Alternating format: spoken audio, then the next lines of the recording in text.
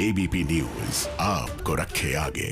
दिल्ली के सिंधु बॉर्डर पर चल रहे किसानों के आंदोलन को समर्थन देने के लिए अब महाराष्ट्र का किसान भी जो है वो रास्ते पर उतरता दिख रहा है। मुंबई में बड़ी सभा का आयोजन जो है वो किसान नेताओं की ओर से किया गया। हमारे साथ बात करने के लिए अजीत नवले जी है जो इस पूरे मोर्चे का नेतृत्व कर रहे हैं। अजीत जी, अब तक किसानों का जो आंदोलन दिल्ली बॉर्डर पर चल रहा था वहाँ पर किसी भी तरह का कोई राजनीतिक नेता जो है वो शिरकत नहीं कर सका। यहाँ जो सभा हो रही है यहाँ राजनेता जो है वो ज्यादा दिखाई दे रहे हैं और खुद शरद पवार यहाँ पर पहुंचने वाले हैं। आदित्य ठाकरे भी यहाँ पर आएंगे ऐसी खबर है।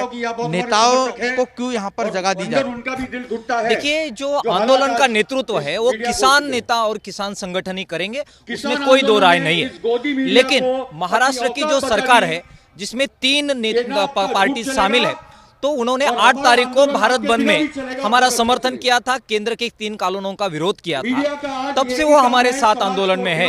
हम इस आंदोलन को एक्सपांड करना चाहते हैं। केवल किसान नहीं, हम यहाँ पे ट्रेड यूनियन को लाए हैं, एनजीओ को लाए हैं, विद्यार्थी है, युवक है, इन संगठनों को भी लाए हैं। और जो भी राजनीतिक पार्टी और नेता है इस आंदोलन के साथ हमारे साथ खड़ा रहना चाहते, उनको भी हमने बड़े दिल से यहाँ पे बुलाया है। तो एक बड़े व्यापक अलायंस करने की कोशिश हम करेंगे। राजनीतिक पार्टियां और एनजीओस और किसान संगठन सबको साथ में लेके जो इस कानून के खिलाफ है सबको इकट्ठा लाके हमने जो मंच का नाम दिया है संयुक्त शेतकरी कामगार मोर्चा, तो सबको साथ लेके एक बड़ा व्यापक संगठन बना के सरकार के खिलाफ हम खड़े रहेंगे। शरद पवार से आप लोग की मुलाकात हुई थी, ये वही शरद पवार है जिन्होंने ये कानून होना चाहिए, इससे फायदा होगा, एपीएमसी एक्ट में बदलाव होना चाहिए। अपनी जीवनी में भी उन्होंने इस तरह की बात लिखी हुई है। अपने जो किताब उन्होंने बीच में पब्लिश की थी 50 साल उनको राजनीति में होने के बाद, उसमें भी इस बात का जिक्र मिलता है।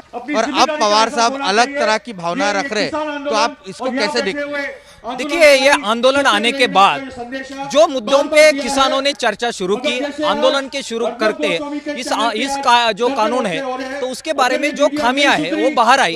उसके चलते बहुत सारे नेता जिनकी अपनी पूर्वजों राय है तो उसको बदल के हमारे साथ आने के लिए जो भी तैयार है सबको हमें साथ लेना है। शरद पवार साथ बहुत बड़ी हस्ती है, उनको कृषि के बारे में लगाव है और उन्होंने ये कहा कि इन काले कानूनों का वो विरोध करेंगे और इस आंदोलन में आएंगे। तो मुझे लगता है कि अगर वो कानूनों का विरोध करते हैं, खुले तौर पर करते हैं, तो ये स्वागत की बात है। वो आ रहे हैं तो ये अच्छी बात है, उनको साथ में लेके हम आगे बढ़ेंगे। और सवाल, आप लोगों के प्रमुख मुद्दे क्या है? क्या आप लोगों की मांगे हैं?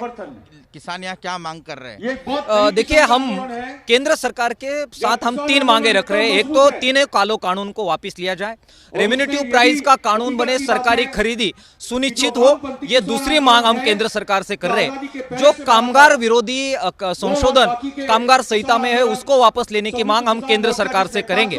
राज्य सरकार से भी 2 मांगे हम कर रहे हैं। एक तो जो किसान फॉरेस्ट की जमीन है, टेम्पल लैंड है, जो वो उनके पास है तो उसके नाम पे वो होनी चाहिए ये मांग। और महाराष्ट्र में आत्महत्याओं का कारण बनी कर्जा उसको माफ किया जाए, इसके लिए हम लड़ रहे हैं।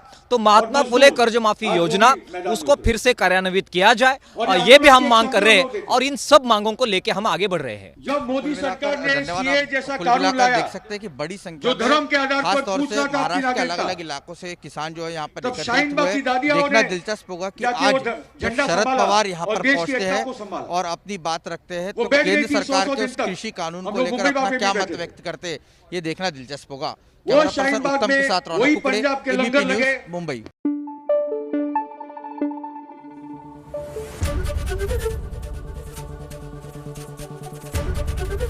एबीपी न्यूज आपको रखे आगे।